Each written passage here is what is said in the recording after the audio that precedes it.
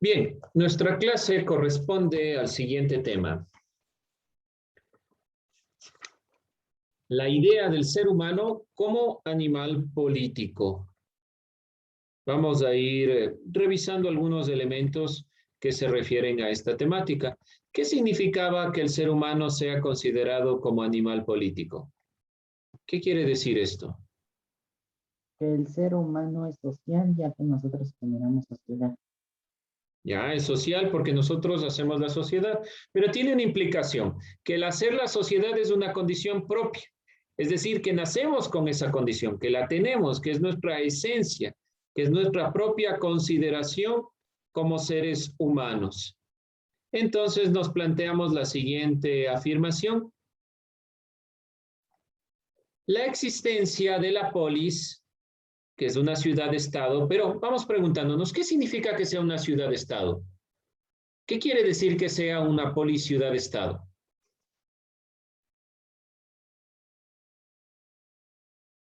¿Qué quiere decir? ¿Alguien, alguna idea? ¿Qué quiere decir esto? Ciudad-estado. ¿Qué querrá decir? Ciudad-estado. ¿Qué será?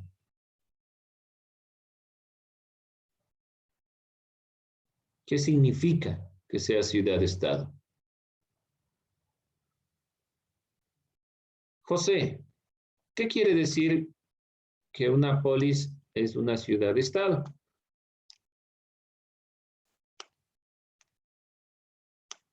¿Qué me dice José? ¿Puede repetir, licenciado? Es que estaba yendo a ver. No hay problema. ¿Qué quiere decir ciudad-estado? ¿Qué significa para usted ciudad-estado? Que algo sea una ciudad-estado. Una ciudad donde manda, hay, o sea, tiene un régimen, o sea, de ciertos de políticas, todo eso. O sea, tiene leyes, algo así. Bueno, en parte tiene leyes, pero ¿qué significa que sea estado? Ciudad-estado. Natalia, ¿qué me dice? ¿Qué significa ciudad-estado? ¿Qué se le ocurre? Como una sociedad política o democrática, ¿no? Ya, democrática porque toma las decisiones, una ciudad en cuanto, esto vamos a definirlo, ciudad en cuanto grupo de personas que habitan en un mismo sitio, ¿ya? Pero ¿por qué es de estado? ¿Tiene leyes? Sí, pero ¿por qué es de estado estas ciudades? María, ¿qué dice usted? ¿Por qué es de estado la polis?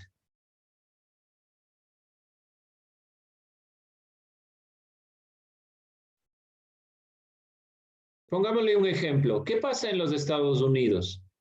¿Qué pasa con cada uno de estos estados? ¿Qué pueden hacer que, por ejemplo, las provincias en el Ecuador no? Dicen, Sí. porque son independientes. Porque son independientes, gracias José, porque son independientes. Por ejemplo, en los Estados Unidos, poniendo una comparación, cada uno de los estados puede generar leyes particulares sin la intervención directa del Estado central. En Grecia, por ejemplo, Atenas podía aprobar que solo los hombres sean ciudadanos quienes votan y toman decisiones.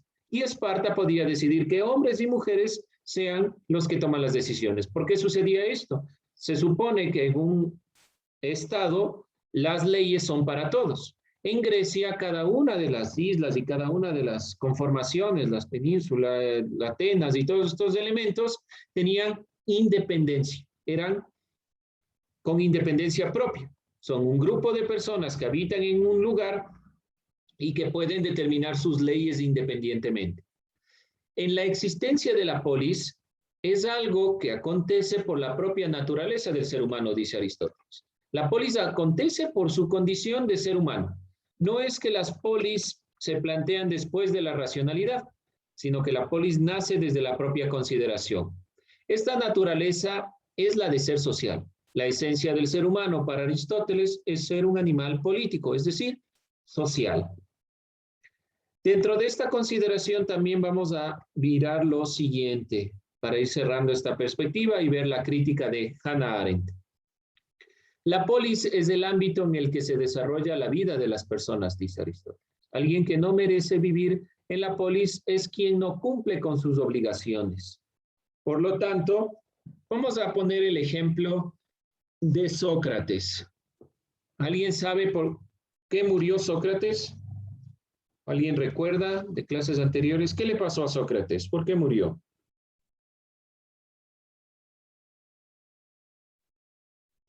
¿Qué le pasó al filósofo Sócrates?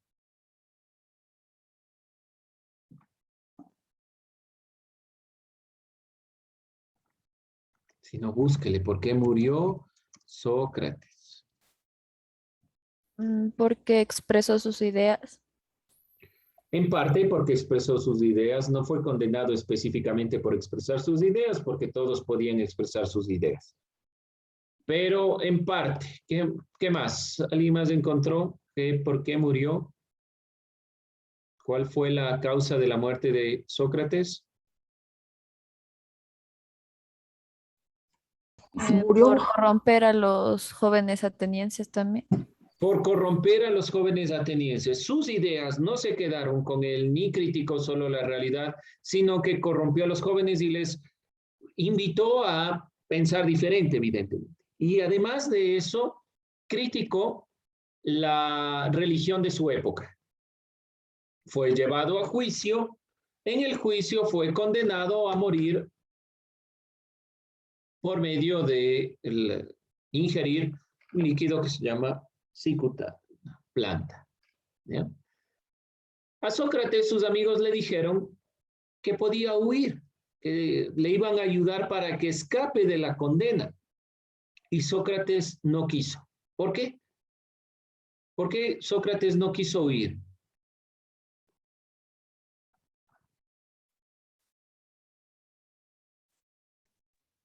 Porque vuelta lo iban a vincular con él, porque va a pensar que es cómplice. ¿Cómo? Pero si él era el condenado, ¿cómo iba a ser cómplice? No, no, no. O sea, No que por lo del podía cómplice la responder. persona. No, no tanto por eso. Sócrates no quiere huir. No tanto por defenderle al amigo. No, no va por ahí tanto la consideración. Podría Tal vez ser porque él porque pensaba, A ver, Natal. porque él decía que en una polis todos tenían que seguir las reglas y la regla ya lo había condenado, entonces. Sí, Sócrates decía que no era correcto. A ver, si yo soy racional y como ser humano racional, asumo, y según Sócrates, el que conoce la verdad no puede irse en contra de ella. Entonces, él sabía a lo que se atenía cuando corrompía la juventud y se iba en contra de los dioses. Obviamente las leyes estaban erradas, pero Sócrates fue a juicio y expuso sus ideas. Fue condenado y él dice es incoherente realmente salir de esta consideración y huir. Y como vemos aquí, alguien que no merece vivir en la polis es quien no cumple sus obligaciones. Por lo tanto, Sócrates asume que como ciudadano debe defender obviamente su vida, pero debe asumir las consecuencias que conlleva. Esto es una gran enseñanza de Sócrates, más allá de que haya vivido o no. No sabemos todos los datos, tenemos algunos datos por los gustos y algunas referencias de algunos autores que nombran la existencia de Sócrates. Directamente sus textos están interpretados a través de Platón.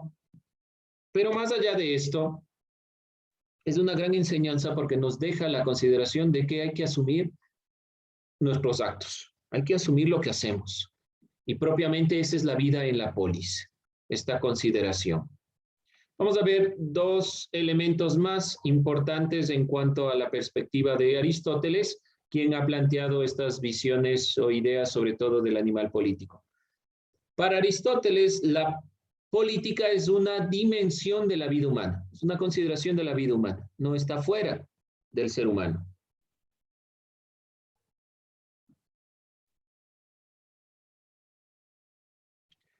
Para Aristóteles, la vida política se constituye desde los consensos prácticos sobre el modo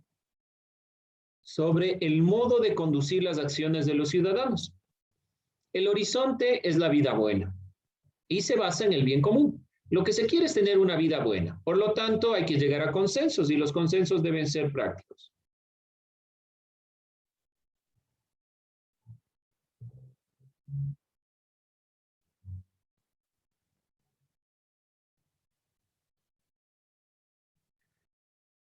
Estas son las ideas de Aristóteles. Veíamos nosotros que Aristóteles plantea en cuanto al concepto de la justicia en su texto La Ética Nicómaco, que el ser humano es un animal político y que para el bien de la comunidad es necesario mantener la justicia, la imparcialidad.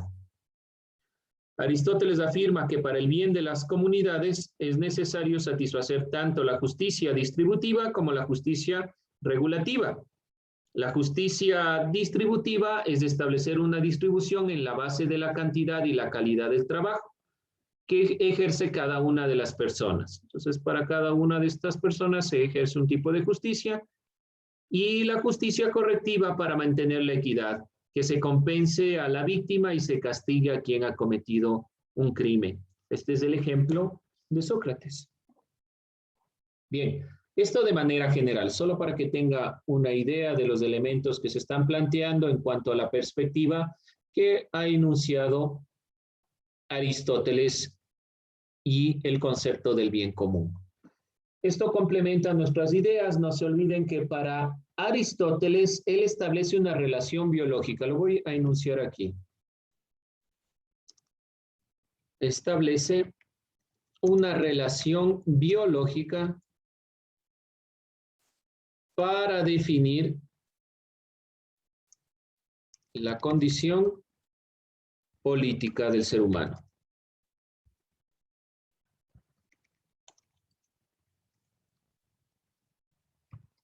No se olviden esto porque va a ser una de las críticas de Hannah Arendt a la idea de animal político. Dentro de este mismo tema, por eso lo pongo con azul, vamos a revisar las críticas de Hannah Arendt a la idea de animal político. ¿Qué dice Hannah Arendt en cuanto a esta perspectiva? El legado de Aristóteles es muy grande, especialmente para los países del mundo occidental.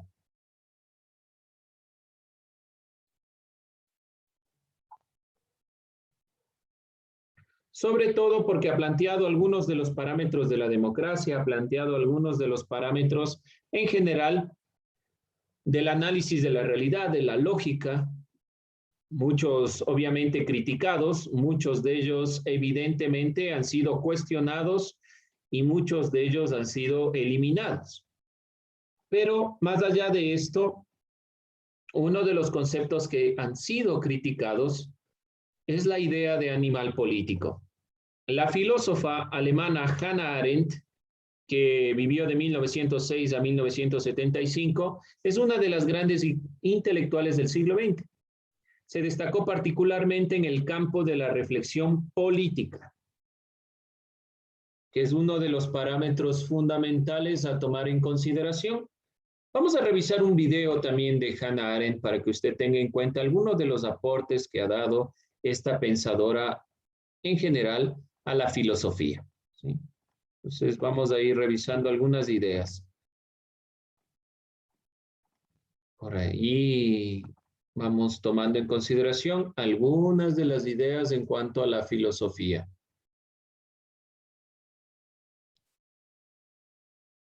Vamos a revisar entonces este video. Bien, hay algunas pequeñas ideas para que sepa quién es Hannah Arendt y su pensamiento. Vamos con la crítica a la postura del animal político. Planteamos primero la perspectiva. Hannah Arendt vive de 1906 a 1975. La crítica del animal político plantea los siguientes o las siguientes ideas, tres ideas principales a la crítica del concepto de animal político. Como ustedes pueden observar en el video nos plantea que Hannah Arendt está principalmente preocupada por la situación de su contexto de la Alemania nazi. Y principalmente hace una crítica a las posturas políticas que generan estos gobiernos totalitarios. Para Hannah Arendt, el concepto de animal político genera también esta perspectiva. Primero, la condición política no viene otorgada por naturaleza o nacimiento, sino de manera histórica e intencional. No es biológico, sino que parte de la condición política del ser humano, de la libertad. Si el ser humano es libre, puede elegir, pero hay momentos en los cuales no tenemos la condición de libertad, entonces no podemos opinar. Tal vez la interpretación del animal político en la realidad haya sido errónea. Aristóteles estaba planteando en base a su contexto, en base a una realidad en la cual por lo menos se podía opinar, pero también hay que considerar que en la época de Aristóteles no todos podían opinar y que había un grupo, sobre todo las personas esclavizadas, que no tenían ni siquiera la condición de seres humanos. Por lo tanto, esa perspectiva se fue plasmando en la mentalidad occidental a raíz del concepto de animal político, según Hannah Arendt. Un segundo elemento a tomar en consideración en cuanto al concepto de animal político es la perspectiva de que el animal político, al ser entendido como biológico, hace alusión al modo en el que los individuos ejercen poder. Bajo esta consideración, principalmente, Hannah Arendt está haciendo alusión a su situación política de la Segunda Guerra Mundial. La idea de animal político corre el riesgo de creer que el ser humano está condicionado por sus aspectos biológicos. Reduce solo el análisis político al ejercicio del poder. A lo largo de la historia, este planteamiento ha generado mecanismos de administración de la vida que han terminado por producir violencia y muerte. Ese es el segundo parámetro. Entonces, Hannah Arendt está diciendo que es peligroso considerar al ser humano como político en cuanto biológico, desde su nacimiento, desde su naturaleza, porque cae a este reduccionismo del análisis político solo como ejercicio de poder. Quien tiene más poder, quien tiene más poderío, quien tiene más fuerza, entonces va a ejercer el poder y va a dominar políticamente. Entonces, una interpretación del animal político a raíz de los sucesos, principalmente de la Segunda Guerra Mundial. Además, Hannah Arendt considera una crítica al arquetipo de animal político. Vamos a ponerlo como tercera consideración. Considera una crítica a la idea del arquetipo del animal político. ¿Qué quiere decir esto? Principalmente, Hannah Arendt considera que el hombre, al ser un animal político, en todo tiempo y situación social, cuando existen condiciones desfavorables para la existencia, no puede ser social. Ejemplo, si hay pobreza, no puede ser el humano considerado dentro de la perspectiva del carácter político. Cuando existe injusticia, cuando existe persecución, ¿cómo puedo yo decirle a los judíos de la Alemania nazi que ellos tienen la consideración de ser políticos desde la naturaleza, de hacer sociedad, pero que esa condición de ser sociales no les permite opinar porque están por debajo de los criterios alemanes? No hay una condición ahí social porque están perseguidos. Entonces no hay la libertad. La base de la condición social para Hannah Arendt no es la esencia, no es la esencia del ser humano, sino es la libertad lo que posibilita la condición política del ser humano. Hannah Arendt relaciona el animal político no con la esencia, sino con la libertad. Y existen momentos, dice Hannah Arendt, en los que no podemos nombrar a un animal político, no podemos decir que el ser humano está en esta condición. Recuerden en el video que decía, hay condiciones o elementos básicos para el ser humano y dentro de esta consideración Hannah Arendt considera 3 elementos donde la labor tiene que ver con la vida. Y si la labor tiene que ver con la vida, hay condiciones básicas que preceden al elemento biológico del ser social. Primero tiene que la gente tener que comer, la libertad de opinar, de dar criterios. No puede ser primero la condición social antes que estos elementos propiamente biológicos que tienen que ver con la vida. Entonces, estos elementos, como ustedes pueden ver en el video, se interrelacionan con lo que está diciendo Hannah Arendt. Estas 3 son las críticas principales que ha argumentado esta pensadora en cuanto a la perspectiva del pensamiento filosófico fundamentalmente. ¿Alguna inquietud, alguna duda? ¿Claro lo que dice Hannah Arendt? Espero que sí. No es tan sencillo en realidad de fondo entender lo que está diciendo Hannah Arendt, porque ustedes pueden decir, bueno, de todos modos, que yo considere que soy social, de fondo no va a tener nada que ver con los sistemas represivos, porque los sistemas represivos de lo que se apropian es de los grupos en los cuales no se puede generar la opinión. Y Aristóteles es defensor de la democracia. Si es defensor de la democracia, ¿cómo su concepto de animal político se puede ir en contra de los criterios de la opinión, de la libertad, de la participación? Entonces, no es tan sencillo de fondo lo que está diciendo Hannah Arendt. Para mi forma de ver, Hannah Arendt está criticando de fondo la aplicación y sobre todo la mala interpretación del animal político en la actualidad. Y sobre todo entendido este animal político en el contexto en el cual está analizando Aristóteles. El concepto de hacer de la política una cuestión relacionada con la naturaleza ha generado experiencias desastrosas como la Segunda Guerra Mundial, los campos de concentración, las leyes de la naturaleza. Los nazis pensaban que eran herederos directos de la cultura alemana, perdón, de la cultura griega. La cultura alemana pensaba que era un heredero directo de la cultura alemana. Entonces se fue generando este desfase y este problema en la aplicación de los conceptos filosóficos. Bien, jóvenes, con eso nosotros cerramos esta clase. Si no hay más dudas, inquietudes, preguntas. Por favor, no se olvide tomar nota. Con esto cerramos el concepto de animal político. Y la siguiente clase, en nuestros contenidos, estaremos revisando las desigualdades de la democracia originaria griega y su relación con la actualidad, para entrar a las reflexiones filosóficas en cuanto a los ensayos y los tratados. Vamos a ver ejemplos de textos, cuanto a ensayos, en el ámbito latinoamericano y los tratados en el ámbito europeo.